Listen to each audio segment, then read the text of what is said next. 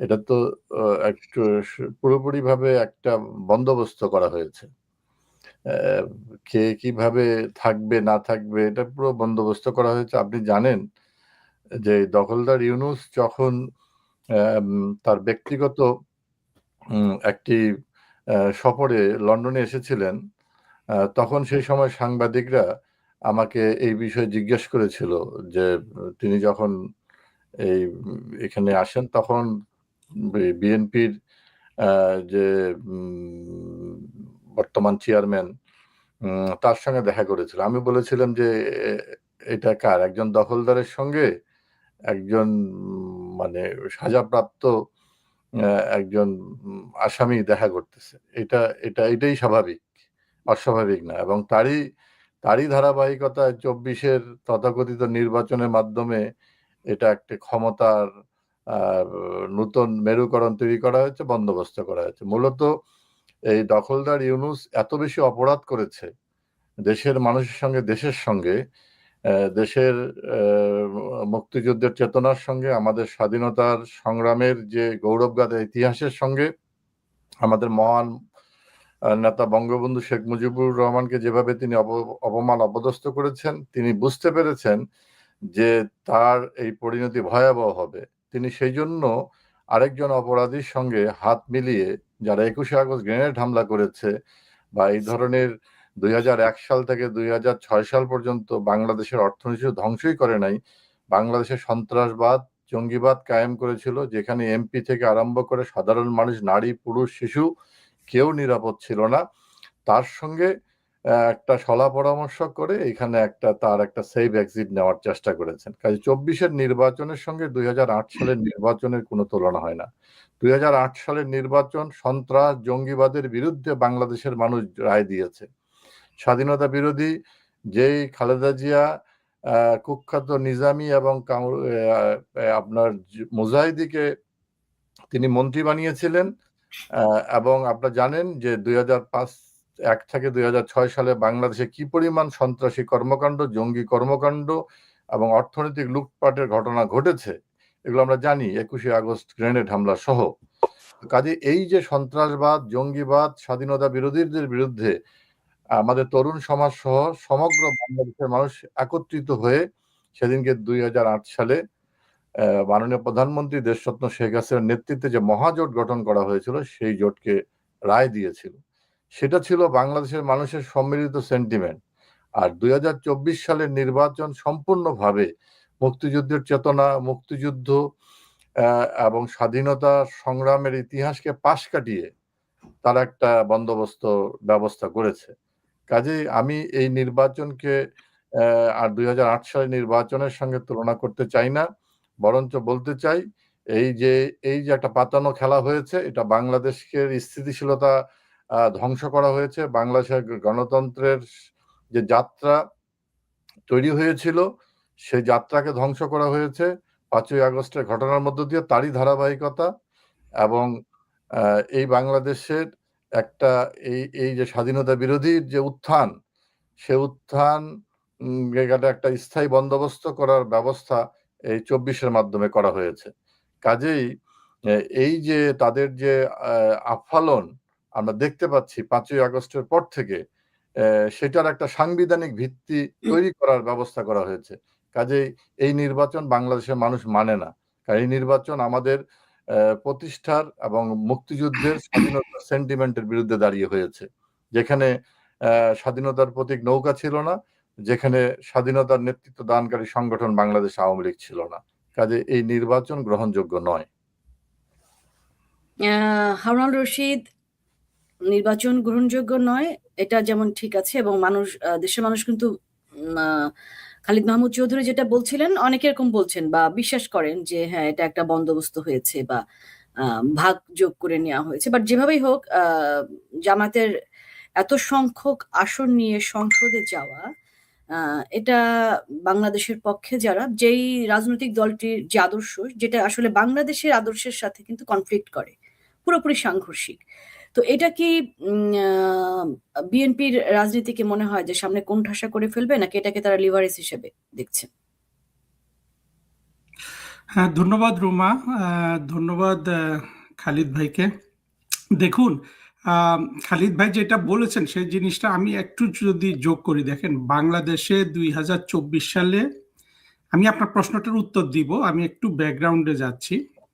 বাংলাদেশের 2024 সালে যে ইলেকশনটা হয়েছে, এই ইলেকশনটা 2026 সালে, ছাব্বিশ 2026 সালে এই ইলেকশনটা কাদের মধ্যে হয়েছে? 2024 সালে যেই জঙ্গি কোয়ালিশন, আপনার সেখানে আত্মঘাতী জঙ্গিরা ছিল, সেখানে আত্মঘাতী জঙ্গিদের গোপন পেছনের সংগঠন জামাত ছিল, হেফাজত ছিল, বিদেশ থেকে জঙ্গি নিয়ে আসা হয়েছে, এবং এদের সবচেয়ে বেশি মাসল আপনার সরবরাহ করেছে বিএনপি, এবং এদের সাথে নানান বিদেশি ষড়যন্ত্র ছিল। এরা মিলে বাংলাদেশটাকে একটা আপনার একটা নিয়মতান্ত্রিক সরকারকে ফেলে দিয়ে এরা বাংলাদেশকে সম্পূর্ণ অবৈধ পন্থায় দখল করে ইউনূসের নেতৃত্বে দেশটাকে বছর দুয়েক ধরে আপনার একেবারে ধ্বংস করে দিয়ে তারপরে এই কোয়ালিশনের মধ্যে একটা নির্বাচন হয়েছে। এই কোয়ালিশনে বাংলাদেশের, এই যে খালিদ ভাই যেমন বললেন, বাংলাদেশের স্বাধীনতা আনয়নকারী দল আওয়ামী লীগ ছিল না, এটা একটা জিনিস ছিল। কিন্তু আরেকটা জিনিস আপনি যেটা বলছেন যে জামাতের যে 65 আসন বা পাওয়া, এই জিনিসটা হলো আজকে আমরা এখানে যে তিনজন আছি, বা বাংলাদেশের মুক্তিযুদ্ধের পক্ষের, বা মুক্তিযুদ্ধটা যে একটা আধুনিক অসাম্প্রদায়িক রাষ্ট্র গঠনের জন্যই হয়েছিল, এবং সেই পথে আমাদের এগিয়ে যাওয়ার যেই ধরনের এগিয়ে যাওয়া উচিত ছিল, সেগুলো না হওয়াতে আজকে জামাত 65 সিট পেয়েছে। এবং জামাতের এই 65 সিট পাওয়াটাকে আমরা যারা মুক্তিযুদ্ধের পক্ষে শক্তি বলে দাবি করি, তাদের জন্য এটা ভীষণ একটা লজ্জার জিনিস। যেই জামাত আপনার পাকিস্তানে, যার আতুর ঘর পাকিস্তান, যার জন্ম হয়েছিল অবশ্য ভারতে, ভারতে হলো ওটা পাকিস্তানের উদ্দেশ্যে জন্ম হয়েছিল, কিন্তু যদিও তারা অনেক ইতিহাস আছে, সেখানে গেলাম না, তারা পাকিস্তানের ভারত ভাগ চায়নি, সেগুলো ভিন্ন কথা। এই জামাতের বর্তমানে সারা পৃথিবীতে সবচেয়ে আপনার বাড়িটা পাকিস্তানে, বর্তমান জামাতের। সেই পাকিস্তানে জামাত কোনো দিন দুঃস্বপ্নেও দেখতে পারে না, স্বপ্ন তো দূরে থাকুক, যে তারা 5 থেকে 10টা সিটের বেশি তাদের দেশের পার্লামেন্টে পাবে। সেই জামাত যখন বাংলাদেশের পার্লামেন্টে 65 সিট পেয়ে যায়, এইটা আমরা যারা মুক্তিযুদ্ধ করে আমাদের রক্ত দিয়ে, আমাদের কষ্ট দিয়ে, সাধনা দিয়ে এই দেশটা আমরা আমরা নিয়ে আসলাম, সেখানে এই যে জামাত এইভাবে গেড়ে বসে যেতে পারলো, এটা কিন্তু আজকে মুক্তিযুদ্ধের পক্ষে প্রতিটা মানুষকে, যারা অন্তত চিন্তাশীল মানুষ আছেন, তাদের একটু চিন্তা করে দেখতে হবে যে কিভাবে এটা তারা পারলো। এর মধ্যে হ্যাঁ, বিএনপির রাষ্ট্র চালিয়েছে, আওয়ামী লীগও তো রাষ্ট্র চালিয়েছে। এখন যদি আমরা সবাই মিলে, আমাদের কি কোনো ধরনের ত্রুটি ছিল যে আমরা এমন কোনো গ্রাউন্ড ধীরে ধীরে ধীরে ধীরে তৈরি করেছি যে জামাত আজকে আপনার এই রকম একটা বড় দৈত্য হয়ে গেল? এবং সেই দৈত্য হয়ে, যেখানে প্রধানমন্ত্রী শেখ হাসিনা বাংলাদেশের এত উন্নয়ন করা সত্ত্বেও, বাংলাদেশে দেখুন, আমি ডিটেলসে গেলে হয়তো বেশি সময় লাগবে, বাংলাদেশে যা কিছু ভালো অর্জন তা কিন্তু শেখ হাসিনার হাত ধরে। আপনি এখনো বাংলাদেশের অর্থনৈতিক, রাজনৈতিক কোনো ক্ষেত্রে অর্জন বলুন, একটা ভালো অর্জন আপনি, যে তারেক রহমানের কথা এসছে, বা খালেদা জিয়ার কথা এসছে, জিয়াউর রহমানের কথা আসতে পারে, এরশাদের কথা আসতে পারে, আপনি তাদের এমন কোনো অর্জন দেখাতে পারবেন না। ছোট অর্জন বলুন, বড় অর্জন বলুন, আমি শুধু একটার কথা বলি, এই যে 1996 সালে শেখ হাসিনা যে পার্বত্য চট্টগ্রামের যে চুক্তিটা করলেন, এই রকম একটা চুক্তি করার জন্য, বা এর 10 ভাগ 20 ভাগের কোনো একটা জায়গায় শান্তির জন্য ভূমিকা রাখার জন্য কত অসংখ্য মানুষ, যে যে ইউনূস যে পুরস্কারটা পেয়েছে, সেই পুরস্কার পেয়েছে। শেখ হাসিনাকে তো সেই পুরস্কার দেওয়া হয় নাই। কিন্তু এখন শেখ হাসিনা এত কিছু করলেন, সবকিছু করলেন, তারপরও জামাত এই জায়গাটা আসলো। সেখানে আমার আমার আমার কথা হলো, ওই জায়গাটা আমাদের স্টাডিটা করতে হবে। আমরা কি সবাই মিলে, জামাত মিলে, আওয়ামী লীগ মিলে, বা এখন বিএনপি তো সেটা করবে, এরশাদও করবে, ওদেরকে আমি তো ওদের থেকে আশা করি না, সবাই মিলে কি জামাতের জন্য, আমাদের কোনো ভুলে বা কিছুতে কি জামাতের জন্য এত বড় গ্রাউন্ড তৈরি হলো কিনা, সেই জিনিসগুলো কিন্তু আমাদের ভেবে দেখতে হবে। আমি শুধু একটা জিনিস বলবো, দেখুন, আমরা কিছু কসমেটিক্স জিনিস করেছি শেখ হাসিনা সরকারের সময়, রাজনৈতিক উদ্যোগগুলাতে ওই ওই জায়গাগুলো। আমি কিন্তু দেখেন, মুক্তিযুদ্ধের আমি আবারও বলছি রুমা, আমি উত্তরটা দিব, কিন্তু আমি 2-3টা কথা না বলেই পারছি না আপনার সামনে। দেখুন, জামাত যুদ্ধাপরাধ করেছে, এইটা আসলে বড় বড় বিষয় ছিল না। কিন্তু ধরুন জামাত যুদ্ধাপরাধ করে নাই, জামাত যুদ্ধই করেছে আওয়ামী লীগের সমর্থকদের সাথে বা মুক্তিযোদ্ধাদের সাথে মিলে। এরকম অনেক কিছু মুক্তিযুদ্ধ করেছে না, অলি যুদ্ধ করেছে না, তারপরে আপনার কত বদমাস যুদ্ধ করেছে না, মেজর আক্তার, ওকে অত বদমাস আমি বলবো না, কিন্তু এই লোকগুলো তো যুদ্ধ করেছে। কিন্তু এরা কি মুক্তিযুদ্ধের চেতনা ধারণ করে? আপনার জামাত ধরুন এরকমই মুক্তিযোদ্ধা হতো, তাহলে আপনি তো এদেরকে যুদ্ধাপরাধী বলতে পারতেন না, তাহলে আপনি কিন্তু এদের বিচারও করতেন না। তাহলে জামাত যেই রাজনীতিটা করে, যেই রাজনীতি সমাজে ঘৃণা ছড়ায়, অহেতুক ভারতের প্রতি ঘৃণা ছড়ায়, হিন্দু ছড়ায়, সম্পূর্ণ অকারণে সম্পূর্ণ মিথ্যা ঘৃণা ছড়ায়, কেউ আমরা সেটার উত্তর দিতে পারি না। এই সাম্প্রদায়িক ঘৃণা ছড়ানো এবং দেশটা শাসন করতে চায় আফগানিস্তানের মতো, সোমালিয়ার মতো, আপনি কি এই ধরনের একটা শক্তিকে, তাদের যুদ্ধাপরাধ না থাকলে আপনি বাংলাদেশের রাজনীতি করতে দিতেন? মুক্তিযুদ্ধের বাংলাদেশ কি সেটা চেয়েছিল? মুক্তিযুদ্ধের বাংলাদেশে বলা হয়েছিল না যে একটা অসাম্প্রদায়িক গণতান্ত্রিক রাষ্ট্র হবে, বলা হয়েছিল না যে আপনার গণতন্ত্র এবং ধর্মনিরপেক্ষতা এই দেশের আপনার মূলনীতি? বঙ্গবন্ধু যে আমাদেরকে যে ৭২ সালে যে সংবিধান দিয়েছিলেন, সেখানে কি এই কথাগুলো ছিল না? সেখানে কি জামাতের মতো এই ধরনের আপনার আত্মঘাতী জঙ্গি দিয়ে রাষ্ট্রের ষড়যন্ত্র করে, এবং যাদেরকে ওরা কাফের বলে, যাদেরকে ওরা মেরে ফেলতে চায়, তাদের সাথে ষড়যন্ত্র করে শেখ হাসিনার মতো একটা দেশপ্রেমিক প্রধানমন্ত্রীকে এবং আওয়ামী লীগের মতো রাষ্ট্রের উন্নয়নকারী একটা দলকে ফেলে দেয়? তাহলে মূল জায়গাটা ছিল আসলে কিন্তু জামাতের ওই অপরাধটা, যে তারা মৌলবাদী শক্তি, তারা প্রগতিপন্থী শক্তি, তারা সভ্যতা বিরোধী শক্তি। সেখানে তার যুদ্ধাপরাধটা আমার কাছে মোটে বড় জিনিস না। আপনি 10 জন যুদ্ধাপরাধীকে আপনি ফাঁসি দিয়েছেন, হ্যাঁ সেটা দিতে পারেন, আমি ওটার বিরোধিতা করছি না, কিন্তু কথা হলো যে আমার যে কাজটা ছিল এই বাংলাদেশের স্বাধীনতা বিরোধীদের, যারা এত বড় ষড়যন্ত্র করতে পারে, এত স্মার্ট, এদের রাজনৈতিক ক্ষমতা এবং অর্থনৈতিক ক্ষমতা শূন্য করা, সেই কাজটা কিন্তু আমরা করিনি ভালো কথা, ভবিষ্যতে সেই দিক থেকে ভাবতে হবে। এখন আপনি ওই আপনার প্রশ্নটার সংক্ষেপ উত্তরটা হলো যে জামাত বিএনপি আপনার এরা কি মানে সহযোগী, নাকি এরা প্রতিদ্বন্দ্বী হয়ে যাচ্ছে? প্রতিদ্বন্দ্বিতা তো একটু আছেই। আপনার একটা কোয়ালিশনের মধ্যে ক্ষমতার পুনর্বিন্যাস হয়েছে, জামাত এবং ইউনূস ক্ষমতাটা ভোগ করেছে 2 বছর, এখন বিএনপি ভোগ করার জন্য ইলেকশন হয়েছে, এখন এরা কে কি করে। কিন্তু দেখুন আখেরে আমরা অতীতে যেটা দেখেছি সেটা হলো জামাতের পক্ষে কোনো ধরনের পরিবর্তন সম্ভব না। জামাত এমন একটা জিনিস ধারণ করে যে সেখান থেকে পরিবর্তন করলে কিন্তু তার কোনো রাজনৈতিক ভ্যালু থাকে না। সুতরাং জামাত এখন মোটা দাগে বিএনপির যে আপনার মধ্যপন্থী ধরুন ইসলামিক এজেন্ডা, এটা জামাতের সাথে অ্যালাইন্ড, এটা কিন্তু আমাদের মুক্তিযুদ্ধের পক্ষের শক্তির সাথে অ্যালাইন্ড না। ফলে চূড়ান্ত ভাবে তাদের মধ্যে বিচ্ছেদ হবে কিনা এইটা তাদের ব্যাপার।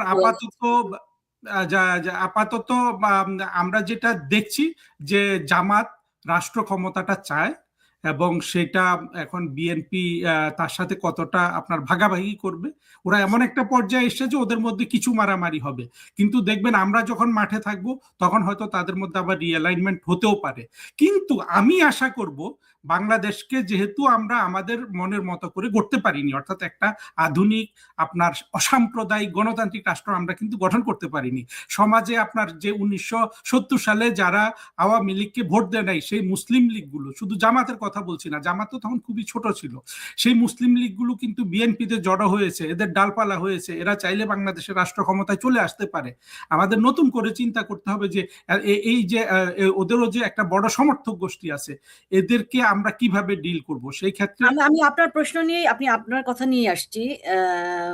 খালিদ ভাই, হারুন ভাই যেটা বলছিলেন, যেমন দেখেন একটা হচ্ছে যে অর্থনৈতিক বিষয়টা, এবং আওয়ামী লীগ আসলে অনেকদিন ক্ষমতা ছিল, কাজেই কোনো আত্ম উপলব্ধি, আত্মসমালোচনা, আমরা মার্কিন যুক্তরাষ্ট্রের দিকে কি দেখি, এখানে যেই সব সংগঠনকে সন্ত্রাসী সংগঠন হিসেবে মনে করা হয়, বা সেই 9/11-এর পরে এখানে যেটা হয়েছিল, যে সমস্ত আপনার লেনদেন, আর্থিক লেনদেনগুলো এমন ভাবে ফলো করা হতো, যেমন আপনি যদি $1000ও এখান থেকে ওখানে পাঠান, সেটাও কিন্তু মনিটর করা হয়। যার ফলে মানে ফার্স্টে তারা টার্গেট করেছে যে সন্ত্রাসী সংগঠন যারা, তারা যেন আর্থিকভাবে উঠে দাঁড়াতে না পারে। যার ফলে অনেক বেশি মনিটরিং, এইটার অভাব ছিল কিনা বাংলা আওয়ামী লীগ সরকারের। আর একটা হচ্ছে যে জামায়াতের নিবন্ধন বাতিল করা হয়েছিল, হ্যাঁ, যেটা আবার ফিরেও পেয়েছে এই 25 সালে, মেবি জুন মাসে। এটাই কি তাদেরকে আসলে আরো আহ গোপনে গোপনে শক্তি সঞ্চয় করতে, মানে আরো সুসংগঠিত হওয়ার সুযোগ দিয়েছে কিনা, বা এই বিষয়ে আওয়ামী লীগের কোনো মনিটরিং ছিল কিনা, নাম্বার ওয়ান। নাম্বার টু হচ্ছে যে এখন আপনাদের উপলব্ধিটা কি, মানে সেই মানে ভুল হতে পারে, ভুল হয়ে আসলে বাংলাদেশের এত বেশি ক্ষতি হয়েছে এটা ঠিক, কিন্তু সেই ভুল থেকে শিক্ষা নিয়ে আমি জানতে চাবো না যে আপনারা আসলে কি পলিসি নিচ্ছেন, সেটা নিশ্চয়ই পাবলিক করা উচিত হবে না, কিন্তু নিচ্ছেন কিনা এই আশ্বাসটা অন্তত আমাদের তৃণমূলে যারা আছেন তারা শুনতে চান।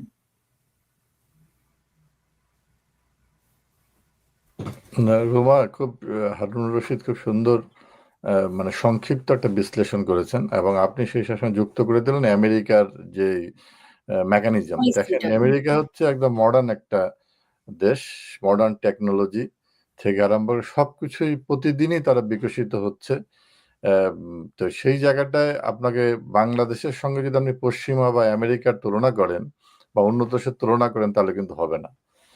বাংলাদেশের টোটাল মেকানিজমটা কি, এই যে যে কথাটা বললো হারুন রশিদ, যে ৭০ সালের তখন জামাত ছোট ছিল, কিন্তু সেই সময় বাংলাদেশের সেন্টিমেন্টের বিরুদ্ধে তো একটা অংশ ছিল।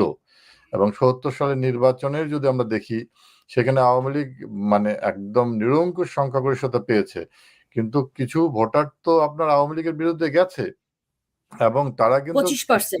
অর্থনৈতিকভাবে কিন্তু তারা কিন্তু সমৃদ্ধশালী ছিল, এবং তারা সেই সময় তাদের পরবর্তীতে যে তাদের ভূমিকাটা কিন্তু এই যে মুক্তিযুদ্ধের সেন্টিমেন্টের বিরুদ্ধে সাম্প্রদায়িক গোষ্ঠীর সঙ্গে তারা যুক্ত হয়েছে।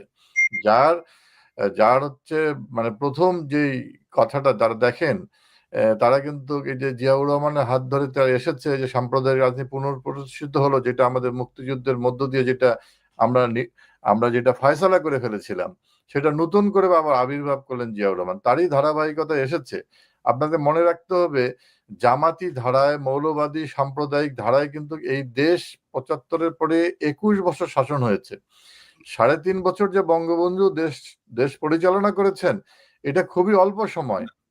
এবং বঙ্গবন্ধু ৩.৫ বছর একটা দেশের একটা প্রাদেশিক একটা প্রদেশকে একটা রাষ্ট্র কাঠামো দেওয়ার যে কাজগুলো তিনি সমাধান করেছেন, এবং আমাদের যে অর্থনীতির যে দুরবস্থা ছিল সেই সময়, আমরা পূর্ব পাকিস্তানের বিরুদ্ধে যে আমাদের সংগ্রামটা ছিল কেন, আমাদের ন্যায্যতা, আমাদের যে অধিকার থেকে আমাদের বঞ্চিত করা হচ্ছে, সেই কারণেই তো আমরা সেই সংগ্রাম বঙ্গবন্ধুর সঙ্গে শরীক হয়েছে ৬ দফায়, সেটা স্বাধিকার যে আন্দোলন আর স্বায়ত্ত শাসনের যে আন্দোলনটা পরবর্তীতে মুক্তিযুদ্ধ পরিণত করেছে বঙ্গবন্ধু, তো সেটা আমরা স্বাধীন করেছি।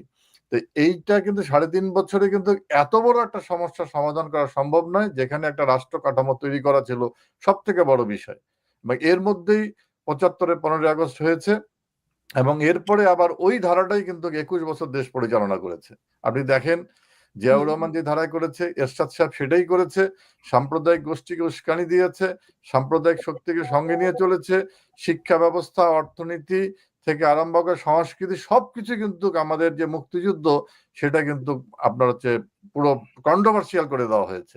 একদিকে মুক্তিযুদ্ধ, একদিকে সাম্প্রদায়িকতা, একদিকে প্রগতি, আরেকদিকে মৌলবাদ, এগুলো একসঙ্গে চলতে পারে না, সেটাই চালানোর চেষ্টা করা হয়েছে। এবং এর বিরুদ্ধে কিন্তু এই আওয়ামী লীগের নেতৃত্বে কিন্তু আমরা সংগ্রাম করেছি, সেই সংগ্রামে রুমা আপনিও ছিলেন।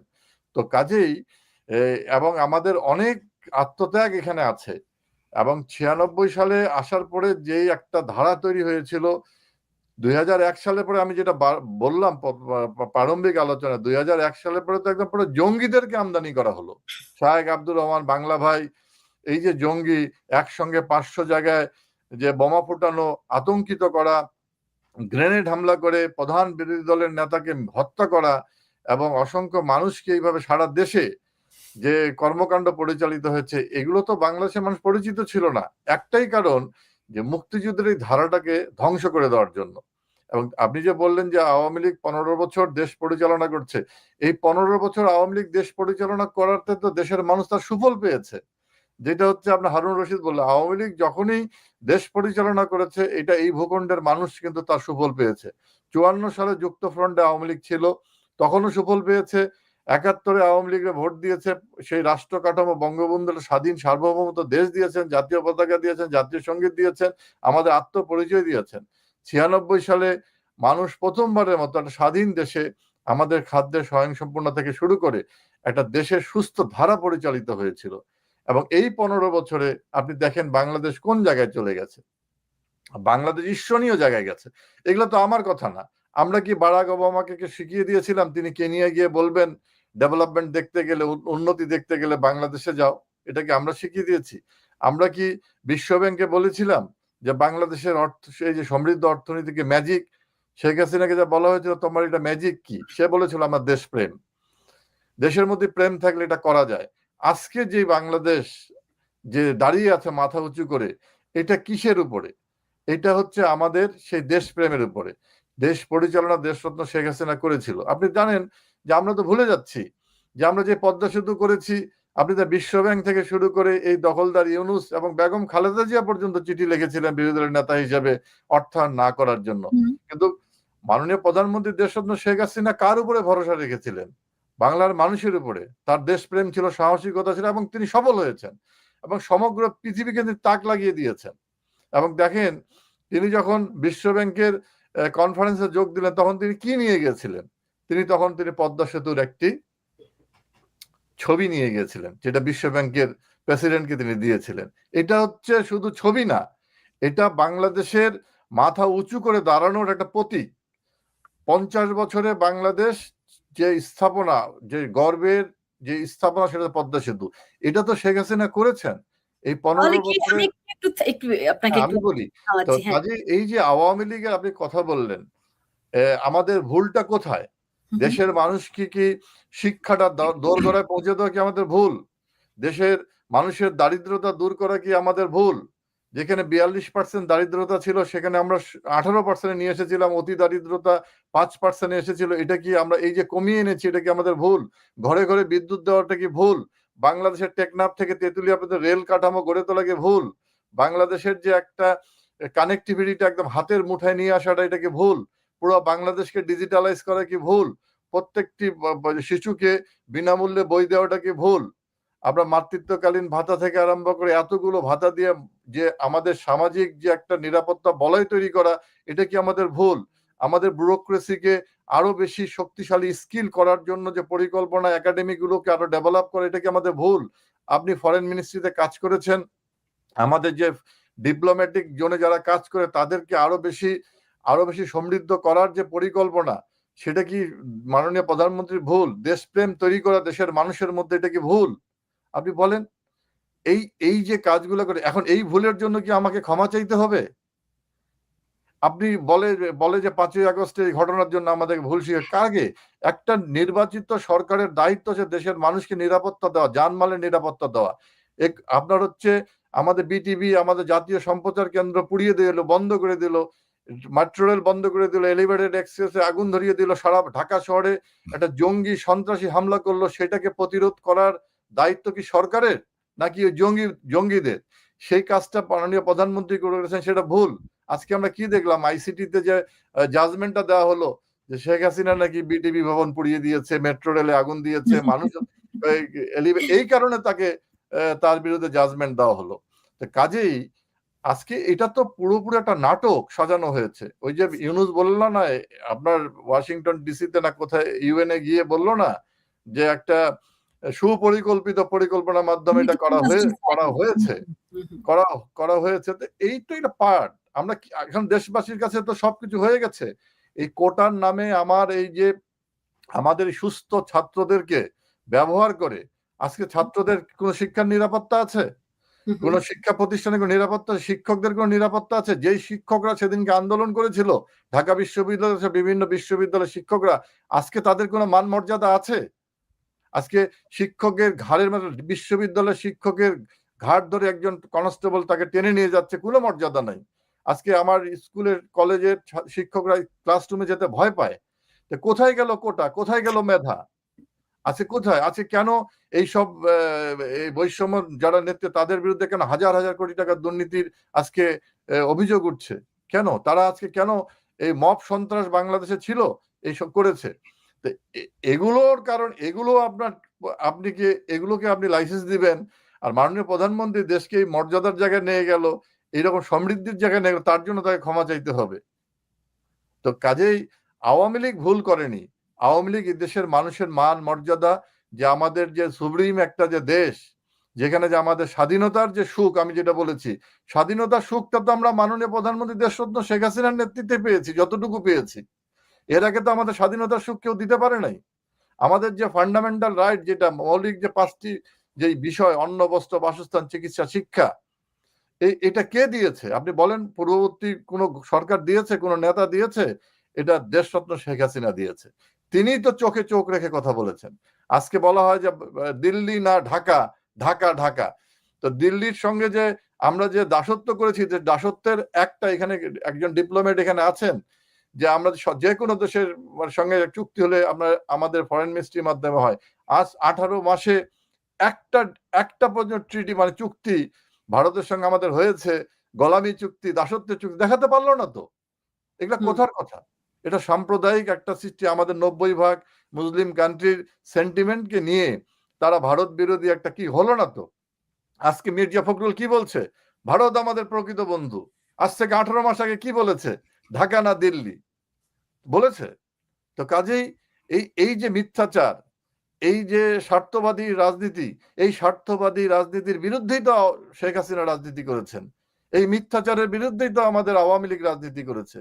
এই মিথ্যাচারের বিরুদ্ধেই তো আমরা কাজ করেছি বলেই এই এই এই যে দারিদ্রতার বিরুদ্ধে শেখ হাসিনা কাজ করেছেন বলেই তো আজকে ইউনুস দেখেন, এর বিরুদ্ধে তিনি সারা পৃথিবীতে তিনি নেটওয়ার্ক গড়ে তুলেছেন। তিনি বাংলাদেশের দারিদ্রতা পৃথিবীর বাইরে বিক্রি করে তিনি ধনাঢ্য হয়েছেন। এই বাংলাদেশে আসে বাংলার মানুষের কি ঋণ থেকে তিনি রক্ষা করেছেন? তিনি তার ঋণ তিনি মওকুফ করে নিয়েছেন। বাংলার মানুষের বুকের মধ্যে আরো ঋণ চাপিয়ে দিয়েছেন। আরো ঋণগ্রস্ত করেছেন। হ্যাঁ, কাজেই রুমা, আমি আপনাকে বলি, এই বাংলাদেশের মানুষ এখন ফিল করছে আমরা 5ই আগস্টে কি হারিয়েছি। বাংলাদেশ এখন নেতৃত্ব শূন্য অবস্থায়। এখানে নাটক চলছে। এখানে যারা হত্যাকারী, খুনি, যাদের বিরুদ্ধে মানি লন্ডারিং অভিযোগ আছে, তারা এখন ইমেজ তৈরি করার জন্য কখনো হেঁটে যাচ্ছে, কখনো মানুষকে জড়িয়ে ধরছে, কখনো পিঠা বিতরণ করছে। এগুলো আমরা স্মার্ট কার্ড দিয়েছিলাম, সেটাকে ফ্যামিলি কার্ড বানিয়েছে। তো আমরা কৃষি কার্ড দিয়েছিলাম। তো কাজেই এগুলো, তাদের এত বেশি ইমেজ সংকট আছে, তারা এখন এইভাবে তারা দেশ পড়েছে। কিন্তু বাংলাদেশের মানুষ এই 18 মাসে বুঝে ফেলেছে যে তাদেরকে কত বড় ফাঁদের মধ্যে ফেলে দেওয়া হয়েছে। কিন্তু আমি সেজন্যই বলি, বাংলাদেশের মানুষের এখন যেটা বিভিন্ন জরিপে এসেছে, শেখ হাসিনা কিভাবে সমর্থন করছে। এই যে ইলেকশন যদি একটা প্রপার ইলেকশন হতো, আওয়ামী লীগকে 60% মানুষ সমর্থন করছে। এবং একটা আপনার জরিপ হয়েছিল কিছুদিন, প্রায় বছরখানেক আগে, যে ভারতের সঙ্গে বাংলাদেশের রিলেশন কেমন হওয়া উচিত। বাংলাদেশের মানুষ সেখানে 53% মানুষ সেখানে বলেছিল যে ভারত প্রতিবেশীদের সঙ্গে আমাদের বন্ধুত্বপূর্ণ সম্পর্ক হওয়া উচিত। আজকে কি হলো? আজকে যে দিল্লির বিরুদ্ধে ভারতের বিরুদ্ধে স্লোগান দেওয়া হলো, তারা কি এখন কোথায়? বাংলাদেশ মানুষ বুঝতেছে না কোথাকার পানি কোথায় গেল। কাজেই এই বাংলাদেশি স্থিতিশীলতার জন্য তো আমরা লড়াই করছি, বাংলাদেশকে এগিয়ে নেওয়ার জন্য লড়াই করতেছি। আওয়ামী লীগকে বাদ দিয়ে, নৌকাকে বাদ দিয়ে কোনো নির্বাচন হবে না। আওয়ামী লীগকে বাদ দিয়ে এই বাংলাদেশে কখনো এগিয়ে যাওয়ার স্বপ্ন দেখা মানেই হচ্ছে এটা দুঃস্বপ্ন। অ্যাম্বাসেডর হারুন, আপনার কাছে একটু আসি। জামায়াত ঐতিহাসিকভাবে একটি সুযোগ সন্ধানী দল, আমরা জানি। এবং বর্তমানে কি করছে তারা? এই পশ্চিমা দেশগুলোর মানবাধিকার এবং গণতন্ত্রের প্রতি তাদের যে সংবেদনশীলতা, সেটাকে কিন্তু ঢাল হিসেবে ব্যবহার করে তারা আন্তর্জাতিক লবিস্ট নিয়োগ করে নিজেদের একটি নেতিবাচক কর্মকাণ্ড, যুদ্ধাপরাধ, এই যে খুন, এই যে ধর্ষণ, হ্যাঁ, এটা থেকে বিশ্ববাসীর নজর সরানো যায়। তো তাদের আসল যে চেহারা, এটা তুলে ধরতে মানে কি করা যেতে পারে? এখন লবিস্টের এগেনস্টে আপনি যদি বলেন যে লবিস্ট নিয়োগ করা যেতে পারে, এটা তো অনেক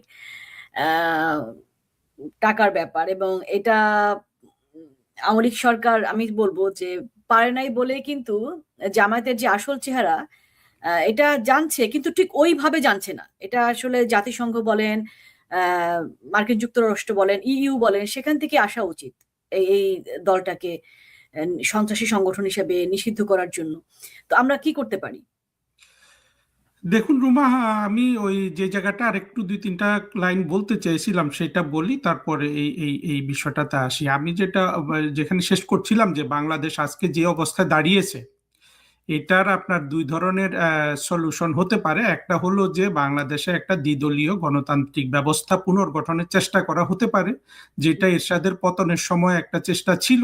পরবর্তীতে যেটা তারেক রহমান 21শে আগস্ট, অনেক কিছু হয়েছে, মানে খুব বড় যে ঘটনা 21শে আগস্ট গ্রেনেড হামলা চালিয়ে যখন শেখ হাসিনা এবং পুরো আওয়ামী লীগকে মেরে ফেলতে চেয়েছিলেন, সেখানে এসে কিন্তু বাংলাদেশের দ্বিদলীয় ব্যবস্থার মরণ হয়েছিল। সেই অবস্থাটা যদি পুনরুজ্জীবন করা যায় কিছু আপনার কিছু নীতিমালার বেসিসে, সেখানে আপনার জাতির পিতা, মুক্তিযুদ্ধের চেতনা, এগুলোকে কোনোভাবেই আমরা যদি কম্প্রোমাইজ না করে, যদি বিএনপি সেই ধরনের কোনো সমঝোতা চায়, সেটা করা যেতে পারে। আমরা অবশ্যই স্বপ্ন দেখব যে বাংলাদেশের আসলে বিএনপির পেছনে যেই আমরা যেটা বলেছিলাম যে 70 সাল থেকে যে মুসলিম লীগগুলা রয়ে গেছে এবং পরবর্তীতে তারা যাতে আরো আপনার রেডিকালাইজড হয়েছে, এদেরকে আপনি ধরেন এদের রাজনৈতিক ক্ষমতা শূন্য করলেও এদেরকে কিন্তু সমাজে আনতে হবে, কেন না হলে সমাজে আমরা শান্তি পাবো না। সেই দিকে একটা ব্যবস্থা আছে। এখন যদি দ্বিদলীয় ব্যবস্থার দিকে এখন তারেক রহমানরা যদি যেতে না চায়, তাহলে মূল দায়িত্বটা কিন্তু আবার মুক্তিযুদ্ধের শক্তি হিসাবে আওয়ামী লীগের কাঁধে আসে। তো সেইটা আমাদের বিবেচনায় রাখতে হবে। তারপরে আপনি জামাতের যেটা বললেন সেই প্রশ্নটা দেখুন, কোনো জিনিস আপনার যদি ঘরে যদি প্রতিষ্ঠিত না হয়, বিদেশে প্রতিষ্ঠিত হবে না। আপনি মনে করেন কোনো একজন রাইটারকে, সারা বিশ্বে কোনো একটা রাইটার কিন্তু ধরেন বাংলাদেশে একটা বই লিখে, সে কিন্তু আমেরিকাতে বিখ্যাত হবে না। বাংলাদেশের মানুষকে আগে সেই বইটাকে পড়তে হবে এবং লেখকটাকে বিখ্যাত করতে হবে। একইভাবে জামাত যদি বাংলাদেশে 65% ভোট পায়, 65% বা কি বলা হচ্ছে, বড় একটা অংশ ভোট পেয়েছে, কত 40% পেয়েছে বিএনপি, 45%। এবারে যে নির্বাচন হলো সেখানে একটা হিসাব তো আছে যে এখানে বাংলাদেশের 50% মানুষের অংশগ্রহণ নাই। তারপরেও দেখা যাচ্ছে যে জামাত এবং বিএনপি প্রায় সমান ভোট পেয়েছে যে ইলেকশনটা হয়েছে। জামাতকে যদি বাংলাদেশের মানুষ এই পর্যায়ে সাপোর্ট করে, সেখানে আমরা জামাতের যেসব অপরাধমূলক কর্মকাণ্ড এগুলো বিদেশে যতই প্রচার করি, সেটা আসলে আমরা প্রতিষ্ঠিত করতে পারবো না। ওই জায়গায় ওইটা চিন্তা করলে ওর লাভ নেই। আপনি লবিস্ট করুন, যাই করুন, বাংলাদেশকে আগে, মানে বাংলাদেশের মানুষের কাছে জামাতটাকে ভালো করে তুলে নির্বাচন নিয়ে আমরা প্রচুর ব্যালটের ছবি আমার কাছে আছে প্রচুর। সেগুলো বাদ দিন, আমরা ওই বিচারে যাচ্ছি না। আমরা কিন্তু জামাত তো শেখ হাসিনা সরকারকে ফেলে দিতে পেরেছে, তাই না? 24-এ চক্রান্ত করে সেখানে আন্তর্জাতিক ষড়যন্ত্রের যাই হোক করতে পেরেছে। জামাতের ডাকে দেখেন কত ধরনের অভিনয় করে, বাচ্চাদের মেরে, জঙ্গিদের মেরে, মহিলাদের রাস্তায় নামিয়ে দিয়ে, যাও এদের তো একটা শক্তি আছে। এই শক্তিটা যে অন্ধকার শক্তি, এইটা বাংলাদেশের মানুষের কাছে আগে প্রতিষ্ঠিত করতে হবে। সেইটা প্রতিষ্ঠিত করতে হলে এরা সবাই এখন আছে আপনার সাম্প্রদায়িকতা এবং ধর্মীয় পর্দার আড়ালে। এই পর্দাটা আমাদেরকে ভেঙে দিতে হবে এবং বাংলাদেশের সংখ্যাগরিষ্ঠ মানুষের এই পর্দা ভেঙে দিতে গেলে, যে আপনার বাংলাদেশের সংখ্যাগরিষ্ঠ মানুষের মনে যদি আওয়ামী লীগের বিরুদ্ধে আবার এই প্রতিক্রিয়াটা আসছে যে আমরা ইসলামী ভেঙে দিচ্ছি, সেই জায়গাটাও টেক কেয়ার করতে হবে। অর্থাৎ দেখুন, পৃথিবীর কোনো দেশ, আমি অনেক মুসলিম দেশে গিয়েছি, 2টা দেশে চাকরি করেছি, বাংলাদেশে যেভাবে ভারত ঘৃণা, হিন্দু ঘৃণা, পাশের দেশের প্রতি ঘৃণা, এবং সম্পূর্ণ মিথ্যা কারণে, হ্যাঁ, সেই ঘৃণাগুলা কিন্তু পৃথিবীর কোথাও নাই। কিন্তু আওয়ামী লীগের বলুন, আমাদের মূল ব্যর্থতা হলো যে আমরা বাংলাদেশের মানুষের মন থেকে সেটা কিন্তু তুলতে পারিনি। অর্থাৎ ঘৃণাটা কিন্তু আওয়ামী লীগের লোকও করে। আমরা ওয়াজ মাহফিল আওয়ামী লীগও আমরা করেছি, বিএনপিও সবাই করেছে, জামাত। এখন এদের বিকল্প ইসলামটা আমাদেরকে দিতে হবে মানুষকে। এবং আমি একটু অ্যাড করি আপনার সঙ্গে, খালিদ ভাই আপনিও প্লিজ একটু শুনবেন। আমি কয়েকদিন আগে একটা ইন্টারভিউ দেখলাম মামুনুল হকের। সেই ইন্টারভিউতে ওনাকে জিজ্ঞেস করা হয়েছে যে সম্প্রতি আফগানিস্তানে একটি আইন পাশ করা হয়েছে, ফৌজদারি আইন, যে স্ত্রীদেরকে হাড় না ভেঙে যাওয়া পর্যন্ত মারা যেতে পারে, হ্যাঁ, প্রহার করা যেতে পারে। সে বিষয়ে আপনার মন্তব্য কি? উনি আনসার দিয়েছেন যে আফগানিস্তানের কোনো আইন, কোনো কিছু, একটা স্টেপও তারা কুরআন সুন্নাহর বাইরে চলে না। আমার আর কিছু কিন্তু বলার দরকার নাই, জাস্ট এই একটা লাইন, এবং এটাই উনি বারবার করে বলেছিলেন। না, উনি আমি রুমা, আমি বুঝি না এই যে মমিনুল হক বলে জামাতের কাছে, তাদের কাছে মামুনুল হক। আমাদের ইসলামিক ফতুয়া নিতে হবে কেন? তারা তো ইসলাম মানে না, তারা তো ইসলামিক দল না। না, তারা উনি ইসলামকে যেহেতু একাধিকবার তারা আফগানিস্তানে ইসলামকে গিয়েছেন। তারা ব্যবহার করছে। মওদুদির ফাঁসি হয়েছিল কেন? ফাঁসির রায় হয়েছিল কেন? তার বিরুদ্ধে যে অভিযোগ আনা হয়েছিল কেন? এই জামাতের প্রতিষ্ঠাতা তিনি তো পাকিস্তান 47-এ যে ধর্মভিত্তিক যে পাকিস্তান রাষ্ট্রটা হয়েছিল তখন বিরোধিতা করেছিল। তিনি তো ইসলামপন্থী না, তিনি তো মহানবীকে মানতেন না। তারা তো আমরা যে ঈদে মিলাদুন্নবী পালন করি সেটাই তো তারা পালন করেন না। মহানবীর জন্ম মৃত্যুই তো তারা পালন করেন এটাই না। কিন্তু হারুনুর রশিদ কাজেই বলছিলেন যে আমরা আসলে এরা এরা এরা একটা এরা একটা এদের মতো করে ইসলাম চালু করতে চায়। হ্যাঁ, কাজেই আপনার হচ্ছে এদের কাছে আমাদের ইসলামিক দীক্ষা নিতে যেতে না, হবে না। এদের কাছে আমরা নিব আমাদের না। দেশে এখন অনেক যতটুকু মুফতি নিচ্ছে, আছে, মাওলানা আছে, যারা প্রকৃত ইসলাম বলে, যারা মাজার, যেই যেই যে পীর, আউলিয়া, সুফি সাধকরা এই আমাদের ভূখণ্ডে ইসলামকে প্রচার করেছে, তাদের মাজার জ্বালিয়ে দিচ্ছে, তারা পুড়িয়ে দিচ্ছে। আপনি জানেন যে এই শাহজালাল মাজারে আমাদের ব্রিটিশ হাই কমিশনার আনোয়ার চৌধুরীর উপরে তারা গ্রেনেড হামলা করেছিল। কেন তিনি শাহজালালের পুণ্যভূমি পরিদর্শনে যাবেন? কাজেই এরা এরা হচ্ছে সম্পূর্ণভাবে আমাদের প্রকৃত ইসলামের বাইরে গিয়ে তাদের একটা মানে যে ধর্মীয় মতবাদ চালু দিয়ে মানে এখানে বাস্তবায়ন করার একটা পরিকল্পনা নিয়ে চলছে। তারা ওই যে বলা হচ্ছে না গুপ্ত মানে ছদ্মবেশী, যেটাই বলেন না কেন, কাজে এদের কাছে মমিনুল হকের ইসলাম কেন আমরা নেব? আমরা জামাতের ইসলাম কেন? আমরা মহানবী, আমাদের যে কোরআনের যে ইসলাম সেটা নিয়ে আমরা চলবো। কাজে আমি বুঝি না, বারবার আমরা বিভিন্ন ধরনের আলোচনায় এসে আমরা তাদেরকে কিন্তু একটা ইসলামিক তকমা দেওয়ার চেষ্টা করি, কিন্তু তারা কিন্তু ইসলামের কিন্তু ধারক বাহক নয়। ইসলামের খালিদ ধারক ভাই, বাহকের এই জন্য জামাত জিনিসটা বা ঠিক মমিনুল আছে, হকের কাছে যাওয়ার দরকার আপনার নেই। বক্তব্য ঠিক আছে, কিন্তু মানুষ তো মানুষের কাছে আমরা যা বলছি সেটা তো মানুষ ইসলাম হিসাবে দেখছে না। মানুষ ইসলাম হিসাবে দেখছে মামুন যেটা প্রচার করে, জামাতকে কিন্তু একসময় ইসলাম হিসাবে দেখতো না। জামাত এবং হেফাজত একজন আরেকজনকে একসময় কাফের মনে করতো, কিন্তু পরবর্তীতে দেখা গেছে ওদের চাতুর্যের কারণে ওরা একই হয়ে গেছে পরবর্তীতে। কিন্তু এই যে প্রকৃত ইসলাম বলে যে আমরা একটা কথা বলি, এটার অস্তিত্বটা তো আমরা মানুষের কাছে পৌঁছাতে পারিনি। অর্থাৎ আমাদের এখানে আমাদের মগজটা খরচ করা হয় নাই কিভাবে যেটাকে আমরা বলছি যে মামুনের ইসলাম বা জঙ্গি শফিকের ইসলাম, এই ইসলামগুলোকে সমাজে আপনার বাতিল করার জন্য মানুষের সামনে কি আমরা কোনো বিকল্প নিয়ে গেছি? আমরা নিয়ে যাইনি। আমরা এই দিকে হয়তো কোনো সময়ই ব্যয় করিনি, আমরা এই দিকটা খেয়ালই করিনি যে মানে হারুন, তারা কি ইসলামিক চিন্তা ভাবনা নিয়ে কি 5ই আগস্টের আগে জুলাই আন্দোলনে গিয়েছিল? তারা তো বলেছিল যে আমার নেতা তোমার নেতা শেখ মুজিব। না, শেখ মুজিব শিখিয়ে বিষয়টা দিয়েছে দেখুন, লড়াই করে বাঁচতে হবে। তারা তো না, অভিনয় করেছে, ছল চাতুরির আশ্রয় নিয়েছে, তারা তো মিথ্যাচার করেছে। তারা তো ইসলাম নিয়ে বর্তমান জায়গায় নাই। তো তারা তো ছল চাতুরি কৌশল মিথ্যাচার করে বিভ্রান্ত করে এগুলো করেছে। তারা তো সাইদিকে তো চাঁদে পাঠিয়ে দিয়েছিল। কারণ আমাদের একটা বড় সমস্যা সেই সময় ছিল আমাদের শিক্ষা, সেই শিক্ষাটা আমরা দিতে পারিনি।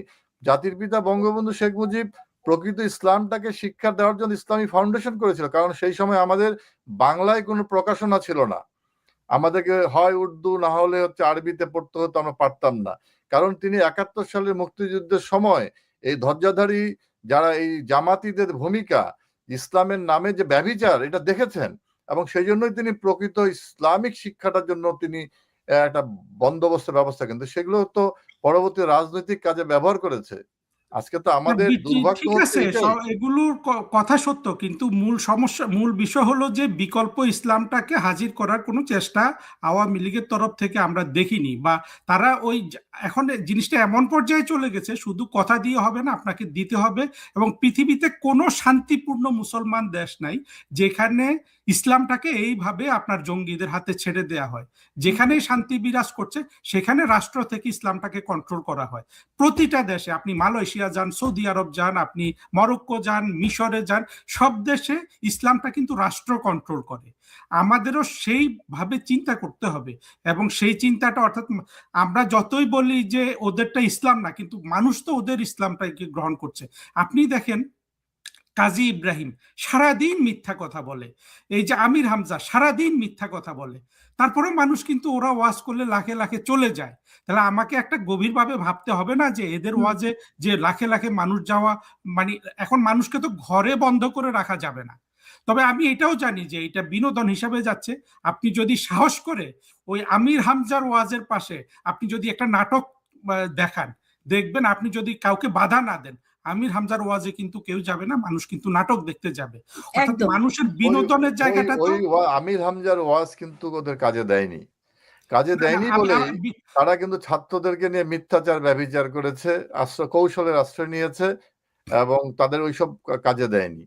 ওরা করতে পারে ভাই, সেটা হচ্ছে সাধারণ ছাত্রর ক্ষেত্রে, কিন্তু মাদ্রাসার যে ছাত্ররা সেখানে এসেছিল বিপুল সংখ্যক ছাত্র, যেটা হারুন ভাই বলতে চাচ্ছেন। না বিপুল সংখ্যক ছাত্র, শুনেন আপনাকে রুমা, আপনাকে বলি, আপনি এটা নিয়ে একটা সময় হয়তো অল্প আছে, এটা বড় একটা ডিবেটের জায়গা, কিন্তু আমি এটুকু বলি, আমার কথা 5ই আগস্ট থেকে তারা যে রাজনীতিটা বলতেছে, মানে হারুন রশিদ যে কথাটা বলছে যে আপনার ওদের রাজনীতির যে কথাগুলো নিয়ে কি তারা এসেছিল?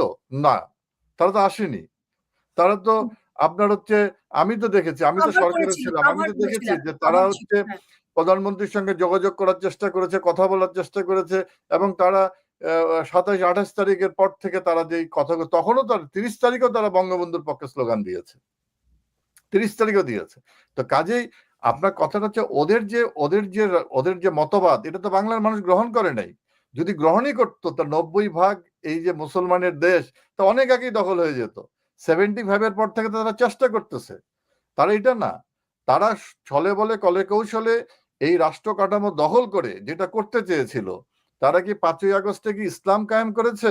না, তারা আমাদের মুক্তিযুদ্ধকে আঘাত করেছে, তারা এটাকে ধ্বংস করছে। তাদের যে ওই যে পরাজয়, 71-এর পরাজয়, সেটার প্রতিশোধ নেওয়ার চেষ্টা করেছে। তারা তো ইসলাম কায়েম করার চেষ্টা করে নাই। তারা তো আমাদের রিসেট বাটন যে বলেছে ইউনুস, কিসের রিসেট বাটন তৈরি? ওই যে মুক্তিযুদ্ধকে বাদ দাও, নতুন স্বাধীনতা। একটা দেশে 2বার স্বাধীন হতে পারে? এই যে কথাগুলো, তারা তো ইসলামের কথা বলেনি, তারা বলেছে নতুন স্বাধীনতা। নতুন স্বাধীনতা কি? আমরা তো দেখলাম না কি স্বাধীনতা। আজকে আমি সত্যি মানে দুর্ভাগ্য যে বিএনপির মতো একটা দীর্ঘদিনের রাজনীতি করেছে, আমরাও স্বৈরাচার বিরোধী আন্দোলন একসঙ্গে করেছি, তারা যে দ্বিচারিতা করছে, তারা যে বললো যে হ্যাঁ 24-এর স্বাধীনতা আমাদের স্পিরিট, এখন বলতেছে মুক্তিযুদ্ধ আমাদের স্পিরিট। আবার তারা বলতেছে, কিছু কিছু মন্ত্রী দেখলাম শপথ নিয়েছে, তারা বলছে যে ইনকিলাব মঞ্চ মানি না, চলবে না। তাদের মধ্যেও কিন্তু ঝামেলা। তো কাজেই এই যে আমাদের রাজনৈতিক দলগুলো যদি সঠিক পথে না চলে, দ্বিচারিতা করে, আওয়ামী লীগের মধ্যে কোনো দ্বিচারিতা নাই, এবং আওয়ামী লীগ আছে বলে বাংলাদেশ এখনো মুক্তিযুদ্ধের স্বাধীনতার মধ্যে থেকে আছে। আমাদের দুর্ভাগ্য যে কমিউনিস্ট পার্টির মতো দল, মুজাহিদ ইসলাম সেলিমদের মতো লোকদেরকে আমরা দেখলাম মমিনুল হকের সঙ্গে বসে মিটিং করেছে। এবার আমাদের দুর্ভাগ্য, সাইফুল হকের মতো একজন বিপ্লবী কমিউনিস্ট নেতা, তারা হচ্ছে এই যে শফিকুর রহমানের সঙ্গে ঘাড়ে ঘাট ধরে কথা বলেছে। আমরা মাহমুদুর রহমান মান্নাকে বলতাম যে প্রগতিশীল, আজকে কত বড় একটা এই যে ধৈর্যধারী একজন মানুষ আজকে যেভাবে প্রত্যাখ্যাত হয়েছে তথাকথিত নির্বাচনে, এগুলো দেখেছি আমরা। কাজে সম্পূর্ণ আওয়ামী লীগ কিন্তু এককভাবে চেষ্টা করেছে এই বাংলাদেশটাকে প্রগতির পক্ষে নিয়ে যেতে। এই যে ভ্রান্ত চিন্তা ভাবনা, ভ্রান্ত ইসলামের বিরুদ্ধে আওয়ামী লীগ কিন্তু প্রকৃত ইসলাম প্রতিষ্ঠা করার চেষ্টা করেছে। আওয়ামী লীগের নেতৃত্বে কিন্তু এই মাদ্রাসায় জেনারেল যে শিক্ষা ব্যবস্থা, সেটা কিন্তু দেওয়া হয়েছিল, তারা যেন মানে সেই পথে না যায়, তাদের যেন অনেকগুলো উইং যেন তৈরি হয়। এটা তো মাননীয় প্রধানমন্ত্রী 96-এ করেছেন, এবং তিনি সর্বাত্মক চেষ্টা করেছেন যে তিনি এই যে টোটাল জনগোষ্ঠীতে, যেটা হারুন যেটা বলার চেষ্টা করছে, যে একটা জায়গায় তো আমাদের আসতে হবে, বন্দোবস্তটা করতে হবে। মাননীয় প্রধানমন্ত্রী দেশের জন্য সর্বাত্মক চেষ্টা করেছেন বন্দোবস্ত। কিন্তু দেখেন, এই যে যারা প্রগতির কথা বলে, মুক্তিযুদ্ধ বলতে বলতে গলা শুকিয়ে ফেলে, তারাই তো তাদের সঙ্গে গিয়ে সাম্প্রদায়িক গোষ্ঠীর সঙ্গে, শেখ হাসিনার বিরুদ্ধে, আওয়ামী লীগ সরকারের বিরুদ্ধে এই সব সাম্প্রদায়িক গোষ্ঠীর সঙ্গে মিলে এই ধরনের একটা মিথ্যাচারের উপর ছাত্রদেরকে ব্যবহার করে দেশের মধ্যে এরকম অরাজক অবস্থা করে দিয়ে বাংলাদেশকে 50 বছর পিছনে ঠেলে দিল। না, আমি তাহলে একটু কোশ্চেন অ্যাড করি খালিদ ভাই আপনাকে। তাহলে যেই সংখ্যায় থাকুক না কেন, এই জামাত বলেন, মামুনুল হক বলেন, তাদের উত্তরসূরিদের, মানে তাদেরকে কি আপনারা কাউন্ট করছেন না? আমি তো মনে করি না। আপনি যদি এখনো বাংলাদেশে বলেন, বাংলাদেশের মানুষ তাদের প্রতি কোনো আস্থা নাই, বিশ্বাস নাই।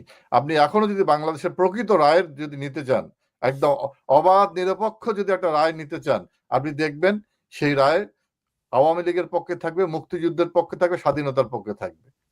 দেখেন, আর স্বাধীনতা হারুনুর রশিদ এমন বলতে একটা চাচ্ছিলেন, শক্তি, মুক্তিযুদ্ধ হুম, আমাদের এমন একটা শক্তি, এত কিছু বিএনপি কিন্তু আপনার 24-এর স্বাধীনতার পক্ষে মাথা ঢুকিয়ে দিয়েছিল, কিন্তু এখন তারা উপলব্ধি করছে আবার নতুন ভাবে যে না, মুক্তিযুদ্ধ স্বাধীনতার বাইরে গিয়ে আমাদের অস্তিত্ব থাকবে না। হারুনুর রশিদ, আপনি কিছু অ্যাড করতে চান? হ্যাঁ রুমা, দেখুন খালিদ ভাইয়ের সেন্টিমেন্টটা খুবই জেনুইন, এবং আমি গত 1.5 বছর যে কথাটা বলার চেষ্টা করছি যে দুটো শক্তি আওয়ামী লীগের পক্ষে আছে, একটা হলো সভ্যতার শক্তি আর একটা হলো ইতিহাসের শক্তি। এবং এই দুটা শক্তি যদি প্রতিটা আওয়ামী লীগার যদি অনুভব করে, একটা শক্তি যদি আমার নিজের ভিতর অনুভব না করি, সে শক্তি আমার কোনো মূল্য নেই। খালিদ ভাই নিঃসন্দেহে সেই শক্তিটা অনুভব করছেন, দেখে উনি কথাগুলো বলছেন। তা আমাদের জিনিসগুলো এখন মূলত ট্রান্সলেট করতে হবে এমন একটা সংবেদনশীল ভাষায় যেটা মানুষের কাছে পৌঁছে। অর্থাৎ এই যে প্রধানমন্ত্রী শেখ হাসিনার যে বিকল্প ইসলামের পথটা দিয়েছিলেন, সেই জায়গায় আমাদের আরো একটু গভীরতায় যেতে হবে। গভীরতায় যাওয়ার জন্য আপনার ইসলামটাকেও বুঝতে হবে। ইসলামের কিন্তু একটা চেহারা নয়, অনেকগুলো চেহারা আছে। সেই চেহারাগুলো বুঝলে প্রকৃত ইসলাম কি, অপ্রকৃত ইসলাম কি, সবকিছু বুঝলে সেখানে আপনি যদি যুক্তিটাবাদী মানুষ হিসাবে যদি আগে আপনি সেখানে গ্রো করাতে পারেন, এটা অনেক বড় ধরনের কাজ, আমি কথা বাড়ালাম না। ওই জায়গাটায় আমাদের একসময় না একসময় যেতেই হবে যে এই যত আপনার ভণ্ড প্রতারক আপনার এই বাজারে আছে জামাত হেফাজত নামে, এদেরকে ইরিলিভেন্ট করে দিতে হবে আমাদেরকে, রাজনৈতিকভাবে অর্থনৈতিকভাবে। রাজনৈতিকভাবে অর্থনৈতিকভাবে আপনি যদি এদের অর্থনৈতিক ক্ষমতা রাজনৈতিক ক্ষমতা শূন্য না করেন, আপনি আরো 50টা যুদ্ধাপরাধীকে ফাঁসি দিলেও বাংলাদেশে এই ধরনের অঘটন ঘটতেই থাকবে। বাংলাদেশের আর আমার আসলে কথা ওর মধ্যে চলে যায়। আর খালিদ ভাইয়ের কথাটা আবারও বলবো যে প্রতিটা আওয়ামী লীগ আর আজকে যদি আপনারা এই দুটা জিনিস বুঝতে পারেন যে আপনার সাথে সভ্যতার শক্তি আছে, আপনার সাথে ইতিহাসের শক্তি আছে, এই দুটা শক্তি অনুভব করুন। খালিদ ভাইয়ের মতো যারা এগুলো বোঝেন তারা মানুষকে বোঝান।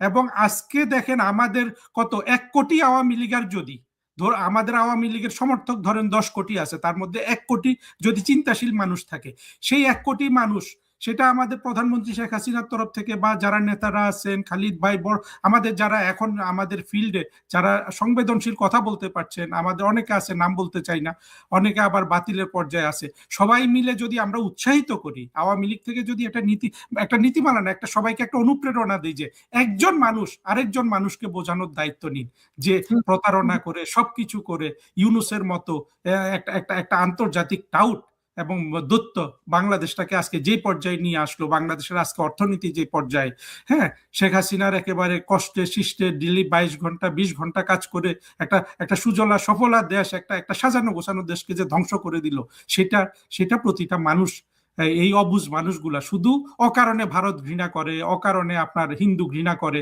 সেগুলো যদি আমরা অন্তত 1 কোটি মানুষ যদি কেউ তার ভাইকে বোঝানোর, কেউ তার প্রতিবেশীকে বোঝানোর দায়িত্ব নেয় এবং দেশটা কোথা থেকে কোথায় চলে আসলো সেই চিত্রটা তুলে ধরে, আমার মনে হয় আমরা নীরবে একটা বিপ্লব করে ফেলতে পারবো।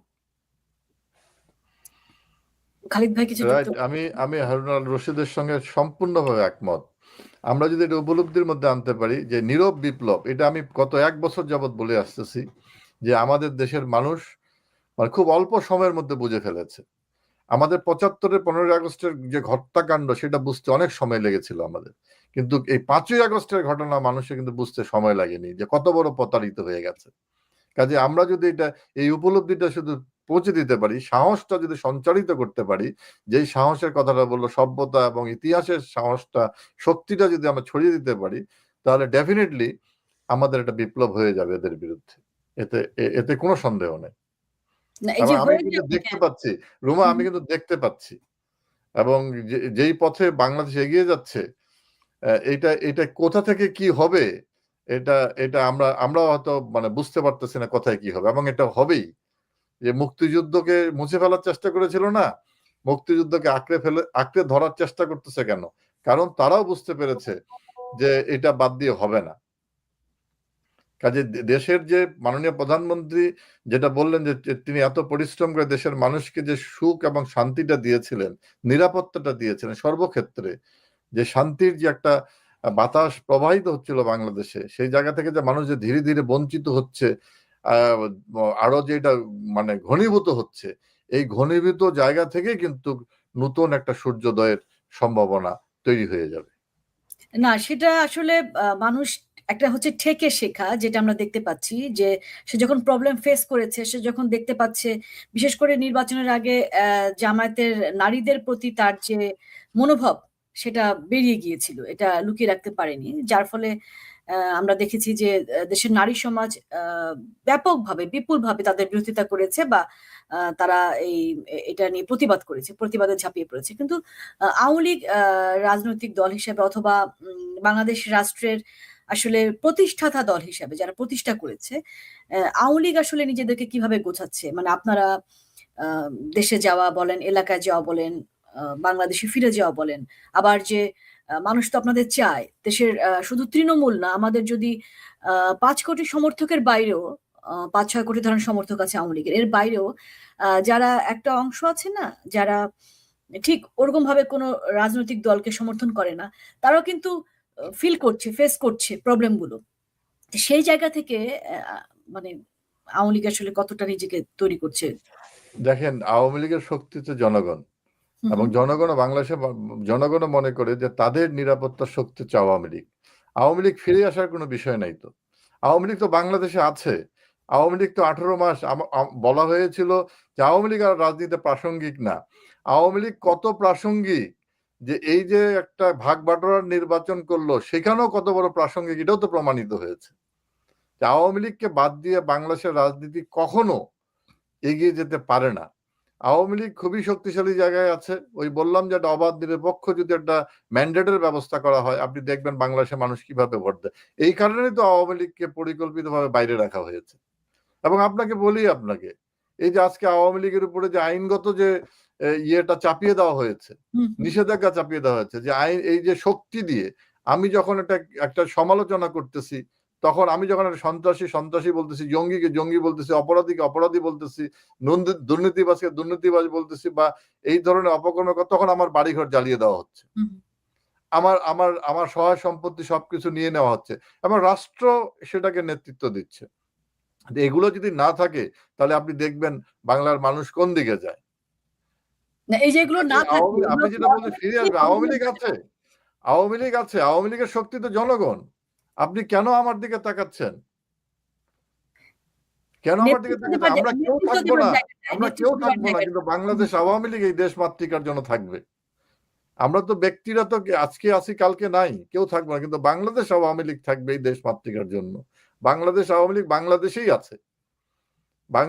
আছে, বাংলাদেশের মধ্যে অসংখ্য নেতৃত্ব আছে যারা এই বাংলাদেশকে এগিয়ে নেওয়ার জন্য যথেষ্ট। এটার জন্য কাউকে হায়ার করার দরকার নেই। আপনি এই সংকটের মধ্যে থাকবেন না যে কে কখন যাবে কে কখন যাবে না, এটা দরকার নেই। কারণ বাংলাদেশ আওয়ামী লীগ জনগণের পার্টি, এই জনগণের দল, এবং এটা বারবার পরীক্ষায় উত্তীর্ণ হয়েছে। কাজে আওয়ামী লীগ বাংলাদেশেই আছে এবং বাংলাদেশের মানুষের জন্য তারা কাজ করে যাচ্ছে। হারুন রশিদ, আপনি কিছু বলতে চান? আমি একটু অ্যাড করতে চাই আওয়ামী লীগের প্রতিনিধি হিসাবে খালিদ ভাইয়ের কাছে। দেখুন, বাংলাদেশের সমাজ যে 1972 সাল থেকে, বা 1972 সাল কথাটা ঠিক নয়, বঙ্গবন্ধুর হত্যাকাণ্ডের পর থেকে ক্রমাগতভাবে মৌলবাদীকৃত হলো, এই জিনিসটা আওয়ামী লীগ কিন্তু ঠেকাতে পারে নাই। আওয়ামী লীগ তার বিরুদ্ধে যত ধরনের অপপ্রচার হয়েছে, কোনোটার সঠিক বলবো না, সঠিক জবাব তারা দিয়েছে, মানুষের কাছে সেন্সিবল ওয়েতে জবাবটা দিতে পারে নাই। এই কয়টা জিনিস কিন্তু আওয়ামী লীগকে চিন্তা করতে হবে, কোন কোন জায়গায় আমার দুর্বলতা ছিল এবং কার কার কারণে সেই দুর্বলতাগুলো হয়েছে। সেই দুর্বলতাগুলো কিন্তু আর মানে যেন এই দলটার মধ্যে না থাকে, সেই জায়গাটা গভীরভাবে চিন্তা করতে হবে। এই জায়গাগুলোতে যদি আমরা আত্মতুষ্টিতে ভুগি, যে এই ফাঁক ফোকরগুলো যদি আমরা না দেখি, তাহলে কিন্তু আমাদের জন্য ভবিষ্যতে এই ধরনের বিপর্যয় আসতে পারে। আর যদি এই 2-3টা জিনিস যদি আওয়ামী লীগ ঠিক করতে পারে, এগুলো শুধু আপনার ভাষা তৈরি করা, এগুলো শুধু ন্যারেটিভ তৈরি করা এবং কার্যকরভাবে মানুষের কাছে পৌঁছানো, ওই কাজটা করা। এবং খালিদ ভাই তো অনেক ভালো টক শো করতেন, ইদানিং গত 18 মাসে উনি কম করেছেন, বাট আমি আশা করব যে খালিদ ভাইয়ের মতো যারা আছেন, যারা সেন্সিবিলিটিটা বোঝেন, আওয়ামী লীগের এক শ্রেণীর নেতার মধ্যেও আমরা ওইটা পাই না, সংবেদনশীলতাটা পাই না। ফলে হয় কি, মানুষ কথাটা সত্য হলেও গ্রহণ করে না। সংবেদনশীলতাটা আত্মস্থ করতে হবে। আমাদের যে রাজনৈতিক ফেলিওরগুলো আছে, মৌলবাদীকৃত করা থেকে আমরা সমাজকে রক্ষা করতে পারিনি। আমাদের বিরুদ্ধে মিথ্যা অপপ্রচার হয়েছে। শেখ হাসিনার মতো নেত্রী সারা পৃথিবীতে একটা নাই, হ্যাঁ, তাকে কত ধরনের অপপ্রচারের শিকার হতে হয়েছে, সেগুলো আমরা জবাব দিয়েছি, কিন্তু জবাবটা কার্যকরভাবে দিতে পারিনি। ওই জায়গাগুলো আমাদেরকে সত্যি কঠোর পরিশ্রম করতে হবে।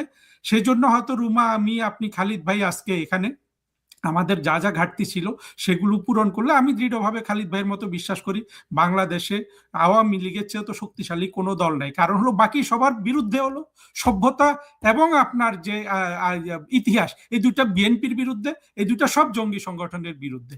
আমাদের সমস্যাটা কোথায়? আমাদের সমস্যাটা হলো আমাদের যে অন্তর্নিহিত শক্তি সেটা আমাদের উপলব্ধি করা, সেই অনুযায়ী কাজ করা, মেধা প্রজ্ঞা এই দুটার সমাহার গঠানো। অতীতে সেটা আমরা দেখিনি, যদি আমরা করি দেখবেন অতি দ্রুত আওয়ামী লীগ ফিরে আসবে।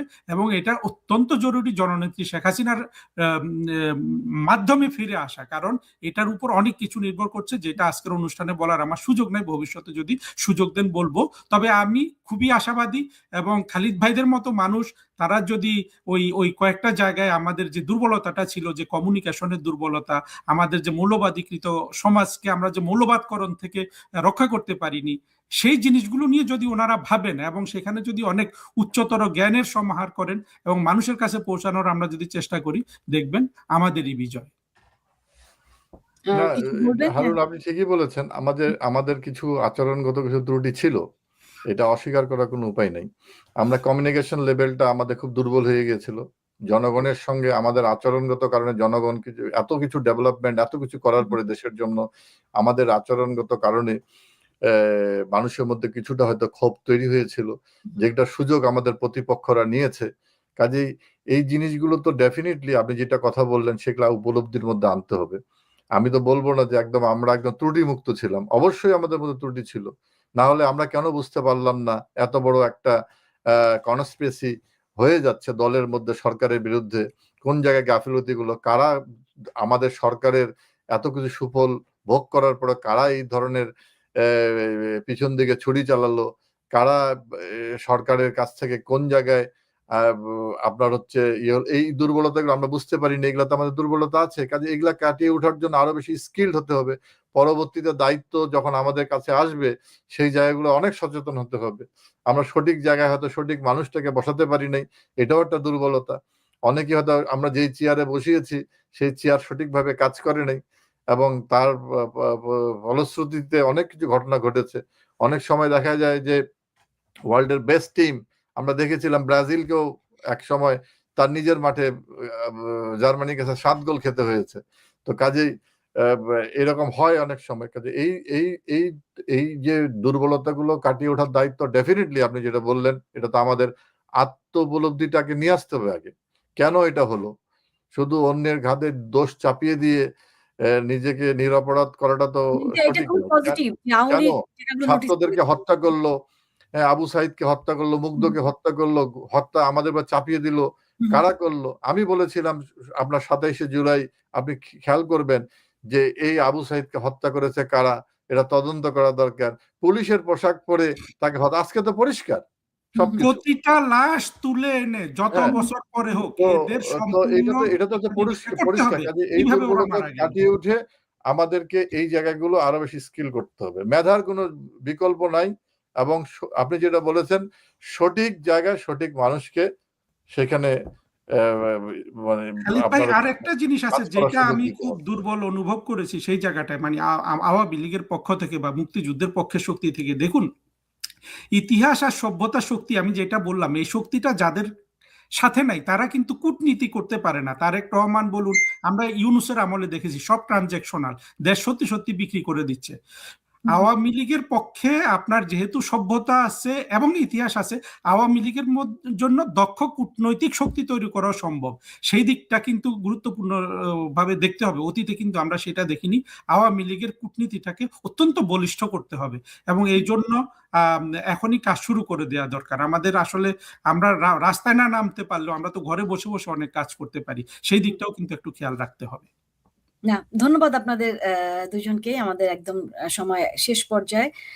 দর্শক, আমরা দুটো বিষয় কিন্তু আমরা এখান থেকে পেয়েছি। একটা হচ্ছে যে আওয়ামী লীগ উপলব্ধি করেছে তাদের ভুল বা তাদের যে আচরণগত কখনো কোনো ভুল থাকলেও সেটাও কিন্তু তারা উপলব্ধি করছে এবং নিশ্চয়ই সেই জায়গা থেকে শিক্ষা নিয়ে, সেই জায়গা থেকে এই অভিজ্ঞতার মাধ্যমে তারা পরবর্তীতে সেই ভুল আর নিশ্চয়ই করবেন না। এবং এই যে কূটনৈতিক যে দুর্বলতা ছিল সেটাও নিশ্চয়ই তারা কাটিয়ে উঠবেন এবং এখন এই কাজ শুরু করার আমার মনে হয় মোক্ষম সময়। এবং আপনারা যারা আমাদের অনুষ্ঠান এতক্ষণ দেখলেন বা দেশে যারা বসবাস করছেন এই মুহূর্তে, আমাদের বাংলাদেশের বিরুদ্ধে কিন্তু আন্তর্জাতিক ষড়যন্ত্র চলছে, অব্যাহত আছে এবং আপনারা সচেতন থাকবেন। দেশের এক বিন্দু ভূমি আমরা কারো হাতে তুলে দেব না।